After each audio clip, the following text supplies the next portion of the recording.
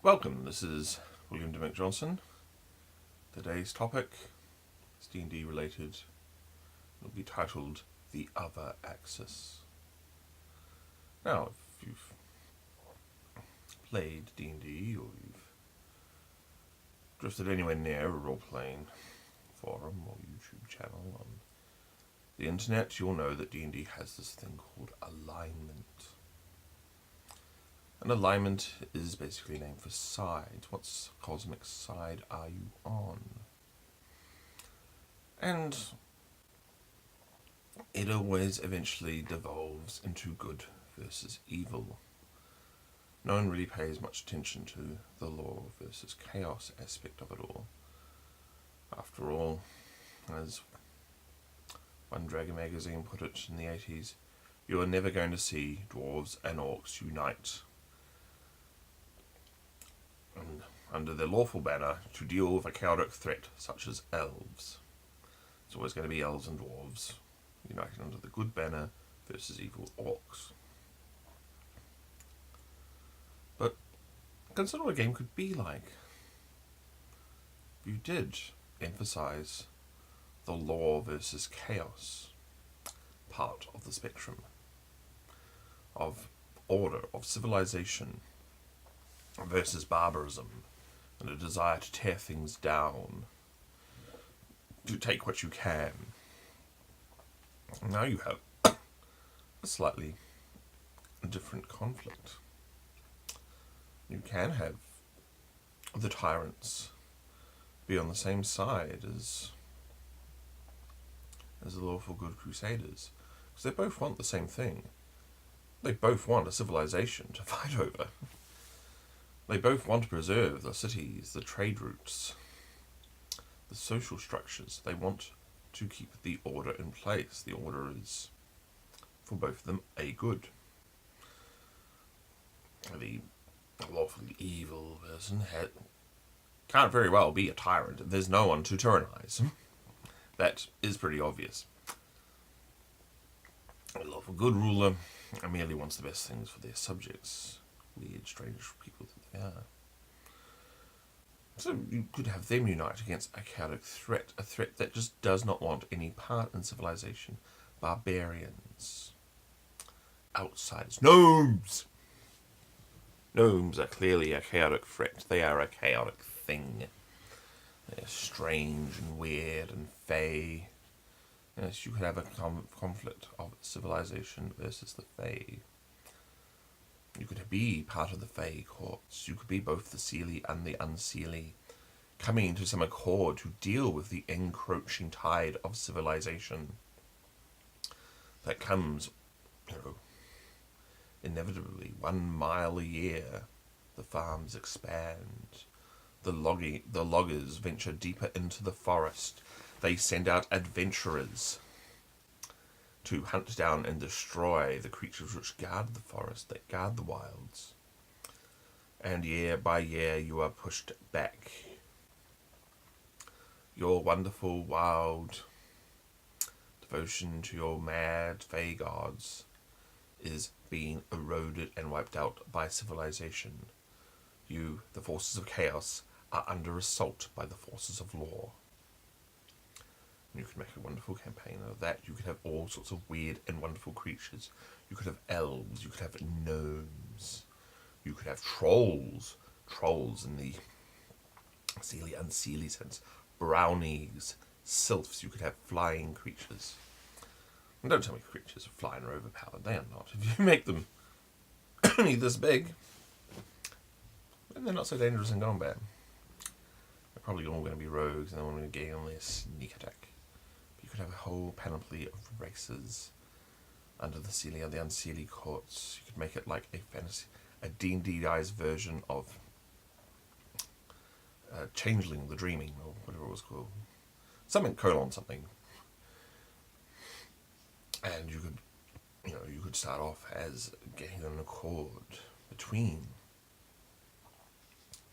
the Seelie and the Unseelie. You have to come together. You have to work together. You have to go and send emissaries to the other court. You have to overcome their distrust. Because you have been at war for millennia. This is what you do. You fight each other. When you're not partying together, when you're not shagging each other, you are fighting each other. So you'd have to overcome that. You would then have to go out and deal with the forces of civilization and all their weapons and all their order and their numbers, because civilization comes in ever increasing numbers. They can send 100 footmen into the forest, and next week they can send another 100, and 100 after that. They will have guards, they will have scouts, they will have wizards and clerics and paladins looking out for you horrible, wretched monsters. So you could have run an entire campaign based on a battle for an ancient forest that the lawful side wants to cut down. Because you need wood for civilization, you need it for construction material, you need it. It builds everything, it makes all your tools. You burn it to provide fuel for fires and forges. It is important, it is useful. You need wood to survive. And you have a constant appetite for wood if you're a large civilization. You need it. You are probably overusing it. You're probably tearing down forests, causing deforestation so that your civilization may prosper and may do well. And these are good things. Well, these are evil things, because maybe you are building up your civilization to release a tide of evil across the world. Or maybe you're just building up your civilization so everyone lives well. After all, during the winter, people are going to need to burn wood for fire, to stay warm, to not die. That is a good. So you will want to cut down the forest. Maybe you have to go in, maybe you have to deal and fight with these creatures. And, well, if it's a case of them or us, well, we are the side of civilization. We are the side of order, and they are just the wild, strange things that oppose us.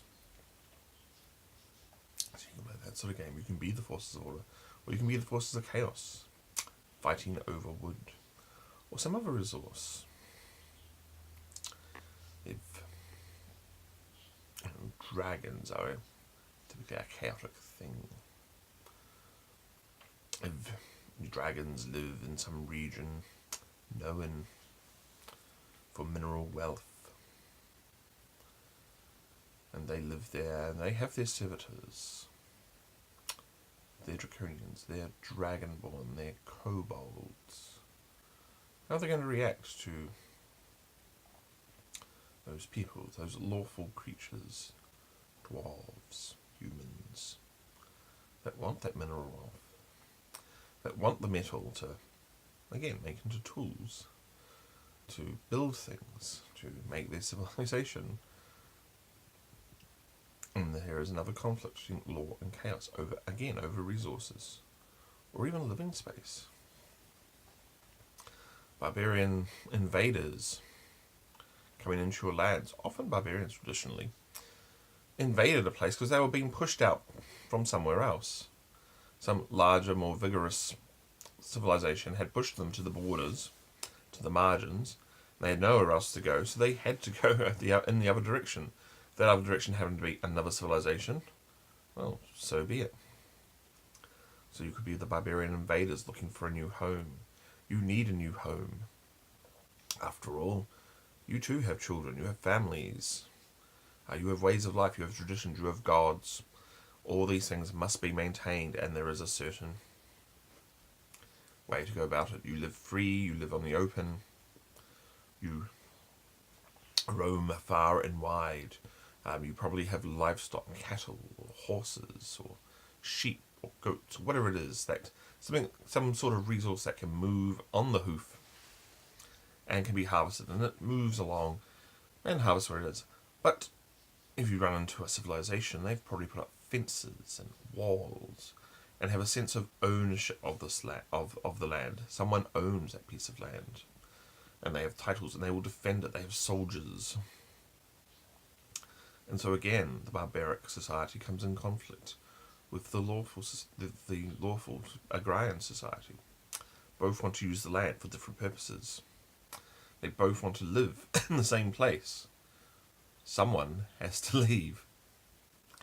And so you get to have, again, you could be the barbarians, you could be part of the horde, or you could be Conan, and you could be Conan-like people, and shamans, and rune priests, and slinking scouts, and people who have dreams and visions, mad sorcerers, or people who have taken pacts with strange, unworldly creatures that they have met when they have taken way too many drugs, and they have seen them, and they have talked to them, and they have been granted powers, and they are your tribal warlocks, and you have to come and you have to remove the farmers and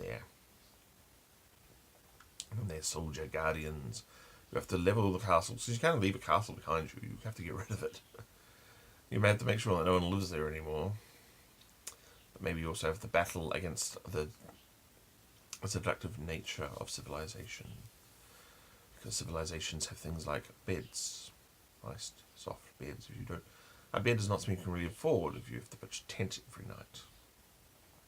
But a large, comfortable bed, which supports you and is comfortable, is very tempting, and all you have to do is just stay in one place.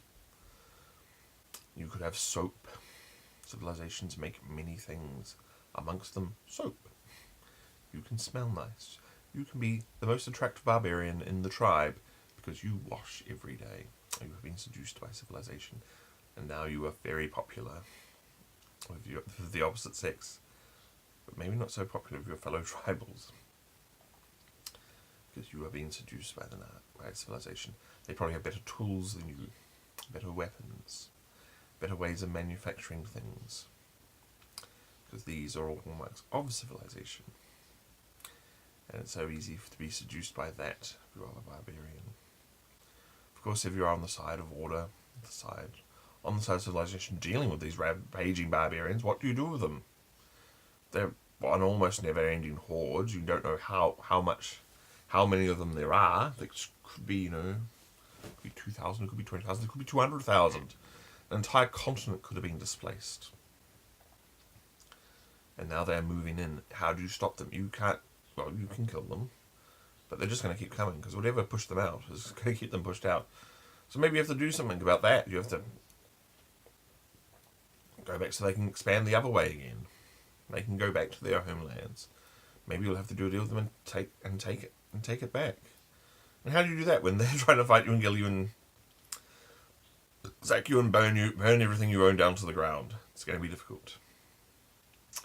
So there are some few chaos versus law conflicts for you to include your Dungeons and Dragons game, because it's not always about good versus evil, and law versus chaos can be a lot more interesting.